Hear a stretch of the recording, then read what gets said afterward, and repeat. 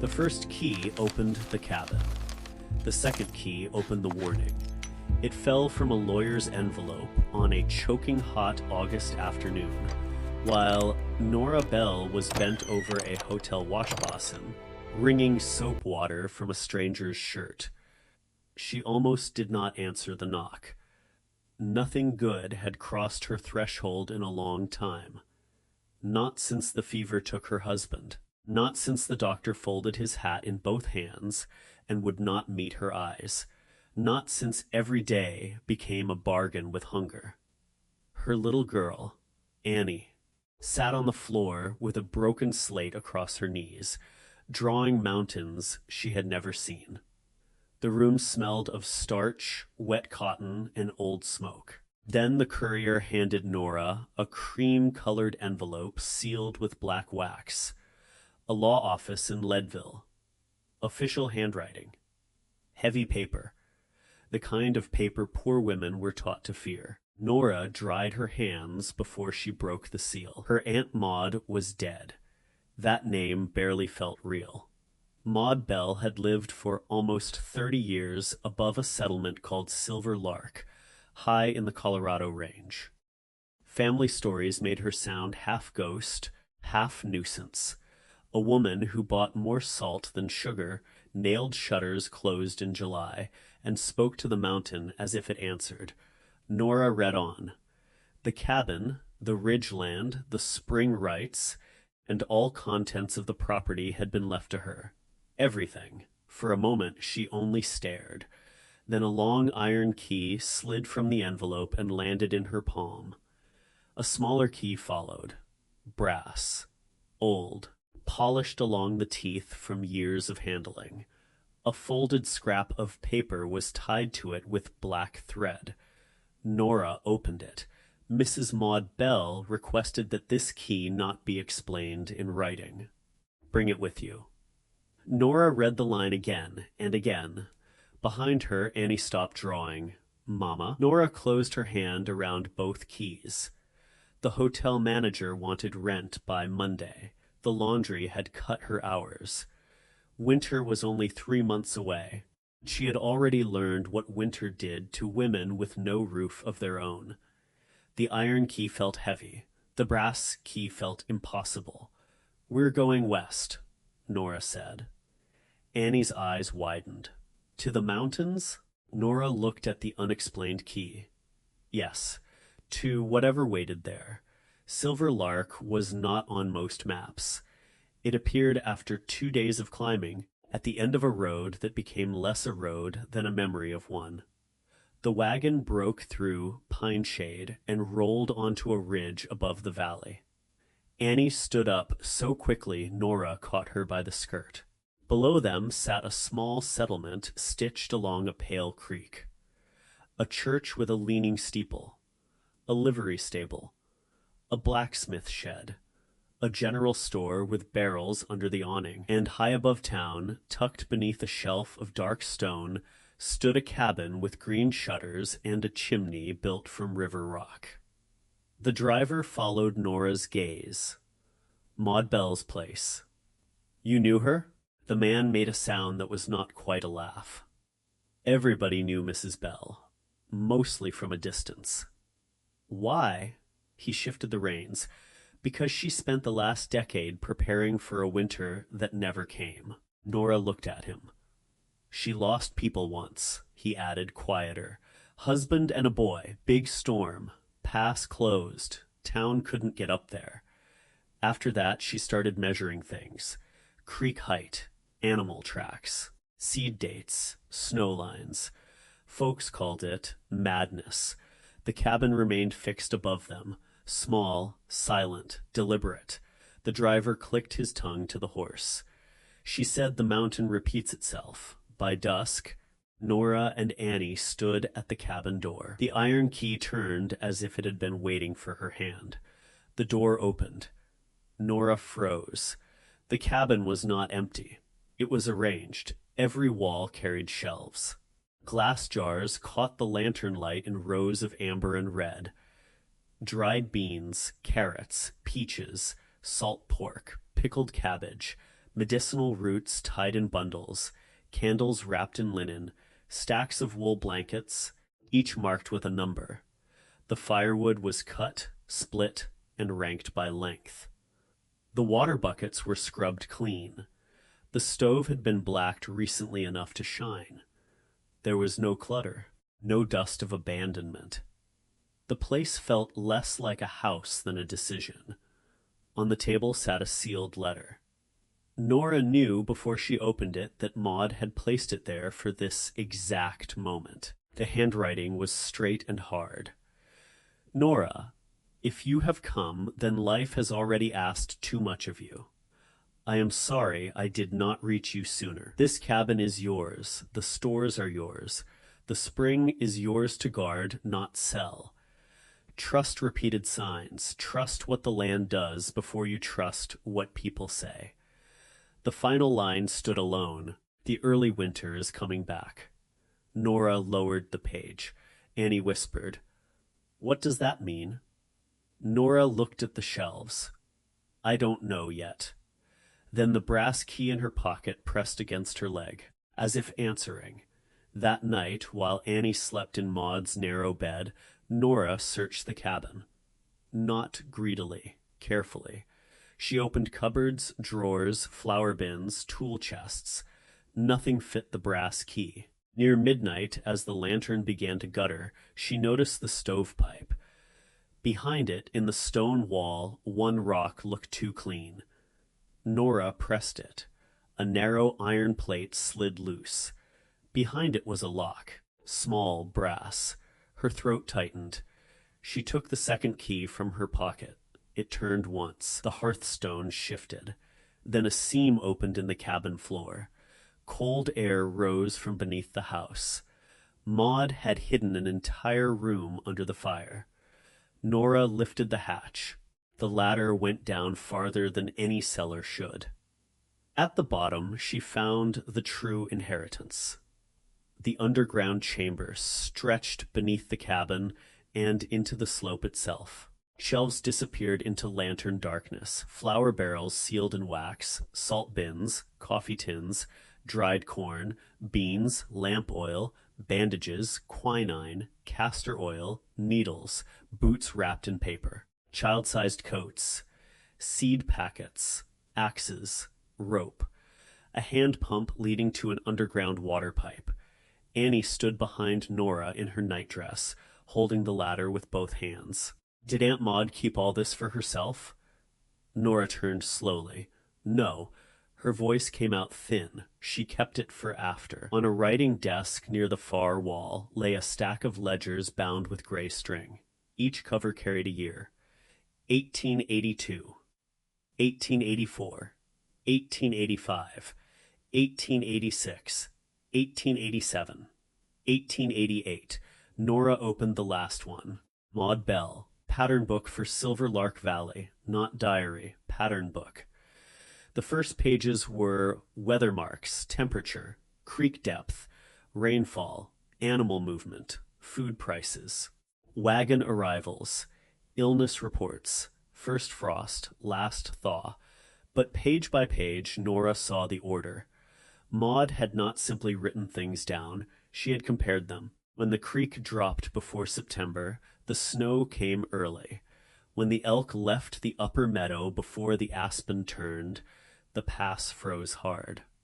When blackbirds vanished before the harvest moon, supplies failed in town by January. When 3 warm rains came close together, the west road loosened and fell. There were sketches of the slope, measurements of mud lines, lists of families with children, counts of how much grain a 6-year-old could live on without sickness. Norah read until her eyes burned. Then she found the winter Maud had lost her family. The handwriting did not shake. That made it worse. September 6, creek lower than the dry year. September 11, blackbirds gone.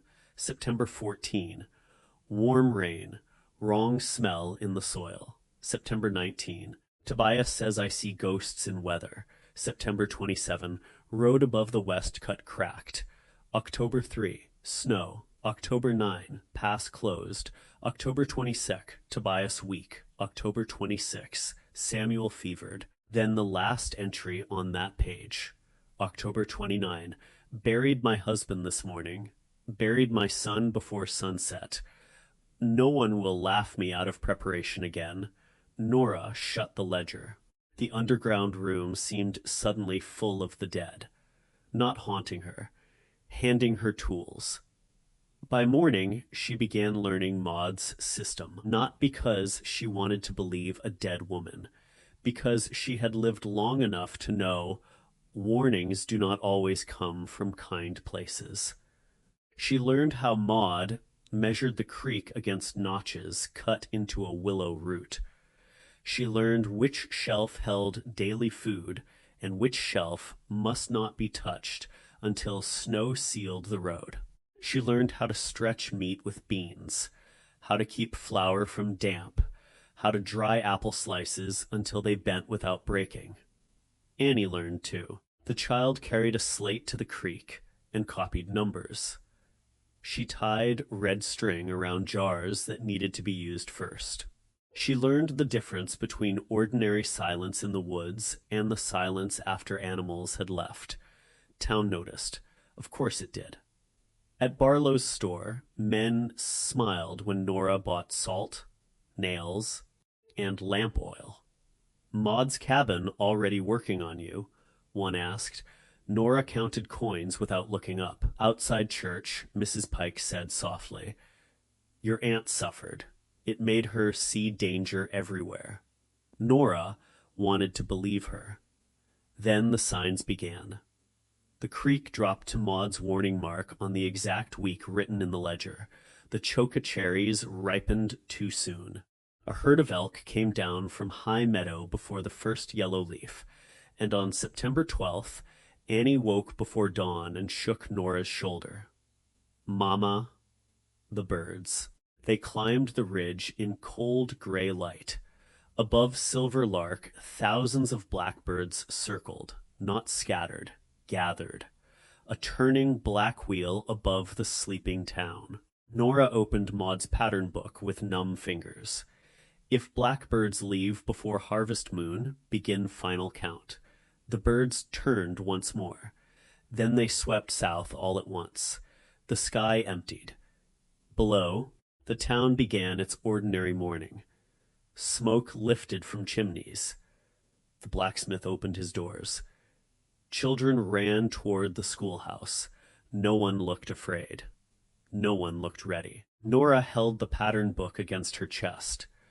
Maud had not left her a strange cabin. She had left her proof. The first rain came 3 days later. It arrived warm. That frightened Norah more than cold would have. The drops struck the cabin roof before sunrise, heavy and wrong, carrying the smell Maud had written about. Soil loosened. Pine needles flattened. The creek thickened brown. Norah opened the old ledger. Warm rain after bird flight. Count roads, not clouds. By the second day, the west cut was slick. By the fourth, ruts opened like wounds. By the sixth, wagons stopped trying. The town still called it a bad spell of weather. Then supplies grew thin. Flour doubled. Salt disappeared from the store. Families began watering soup before they admitted they were hungry. On the 9th night, Dr. Elias Crow came up the slope with mud to his knees. He was old, narrow, and blunt as a fence post. He stood in Norah's doorway and looked once at Maud's shelves. "Lord, forgive us," he whispered. She was right. Norah said, "You knew?" "I knew enough to be ashamed." Rain hammered the roof. Dr. Crow removed his hat. "There are children coughing in town. If the road closes, medicine will not come. If snow follows this rain, food will not come either." Norah looked toward the hidden hearth. The stores were large, not endless. "How many children?" she asked. The doctor's face folded with grief. "More than pride will save." 3 nights later, the mountain answered. At first, Norah thought it was thunder. Then the floor trembled. Annie sat upright in bed. The rumble grew into a roar so deep it seemed to come from the bones of the earth. Norah ran outside barefoot. Lightning tore open the valley. For one white second, she saw the west road sliding. Pines tipping, boulders rolling, mud pouring over the pass like a door being shut. Then darkness swallowed it. By morning, Silver Lark was trapped. No wagons in, no wagons out. No doctor from the county. No mercy from distance. The town had entered Maud's old winter. Only this time, Maud had prepared after death. By the first snow, children began climbing to the cabin. 2 at first, then 5, then 11. Some came with mothers who cried as they handed them over. Some came with fathers too proud to beg until their children's lips turned blue. Some came because Dr. Crow brought them himself and did not ask permission from anyone. Norah counted every jar, every pound, every candle, every blanket. The arithmetic was cruel. If she fed grown men, the stores would fail. If she fed children carefully, many could live. So the cabin became a children's house. Annie gave up her bed the first night. Children slept shoulder to shoulder near the stove. Older girls learned to stir porridge without scorching it. Boys carried kindling in pairs. The sick ones were laid nearest the heat. Norah wrote names on the wall, not as decoration, as responsibility. Each morning she opened Maud's pattern book and then wrote her own lines beneath. Snow depth, food used, cocks worse, cocks better, children restless, tell story after supper. One folded page in Maud's ledger became Norah's rule for surviving fear. Children must not be left idle in a closed winter. Give them work small enough to finish. Give them truth small enough to carry. Norah did. She gave one child buttons to sort, another socks to mend, another the job of counting candles. Annie kept the creek board, though the creek was buried under ice. The shelves lowered, slowly, then faster. January arrived with blue cold and hard stars, and with Nathan Greer. Greer owned the freight line, the saw shed, half the notes signed by hungry men in town. For years, he had tried to buy Maud's spring rights. Now, the spring above the cabin was the only running water still reachable through snow. On the coldest night of January, Greer sent men up the ridge. Norah heard the crunch before she heard the voices. Then a rifle butt smashed the shutter. Children screamed. Dr. Crow pulled 3 little ones behind the flour barrels. A man shouted from the dark, "Open the door, Mrs. Bell." They still used her dead aunt's name like an insult. Norah took Maud's shotgun from the pegs above the stove. Greer's voice came next. "That spring feeds the whole valley. You have no right to keep it locked behind a widow's fear." Norah looked at the children. Thin faces, wide eyes, breath white in the broken window. She understood the trick. Greer did not want water for the valley. He wanted the power to decide who received it. Another blow struck the door. Norah stepped into the center of the room. "This cabin is full of children," she called. Greer answered, "Then make a wise choice." Norah raised the shotgun. Her hands were steady, because fear had already spent all winter with her. The shot tore through the top of the doorframe. Outside, men cursed and scattered. Dr. Crow threw ash from the stove through the broken window, filling the porch with smoke and sparks. Norah fired once more into the dark trees. The men retreated, but Greer did not stop. The next morning, he sent a paper claiming Maud had sold him conditional water rights before her death. It carried a signature, Maud's name, wrong hand. Norah might not have known it before. But after months of reading Maud's ledgers, she knew every angle of that woman's letters. She went below the hearth. The back of the underground chamber, behind a stack of empty seed crates, she found the last lock. The brass key opened this one too. Inside lay a tin box wrapped in oilcloth. Deeds, survey maps, letters from Greer, copies of county filings, a page where Maud had practiced no signature, only boundary lines, water measures, and dates. On top was a note. For the person they call foolish after I am gone. Norah unfolded it. The spring must never belong to a man who sees thirst as leverage. That sentence carried them to spring. Not easily, not cleanly. There were nights when children cried from hunger. Days when Norah cut portions so thin she had to look away. A week when fever moved through the blankets like a thief. But the cabin held. The hidden stores held. Maud's dead hand kept measuring, counting, correcting. Then one morning, Annie opened the door and called for her mother. Water was dripping from the eaves. Not freezing. Dripping. By noon, the south bank showed mud. By dusk, a robin stood on the fence rail, puffed and ragged and alive. Spring did not arrive like a miracle. It arrived like permission to breathe. When the West Road opened, county men rode into Silver Lark expecting a tally of bodies. They found 17 children alive on Maud Bell's ridge. Thin, quiet, changed forever, but alive. Mothers climbed the slope and fell to their knees in the snowmelt. Fathers who had laughed at Maud stood before Norah and could not lift their eyes. Dr. Crow carried the tin box to the town meeting himself. Nathan Greer arrived in a black coat with a clean collar and the false paper in his hand. Norah arrived with Maud's ledgers. She did not argue first. She stacked proof, weather records, creek marks, road sketches, supply ledgers, spring surveys, Greer's old letters, the forged signature, the note about thirst.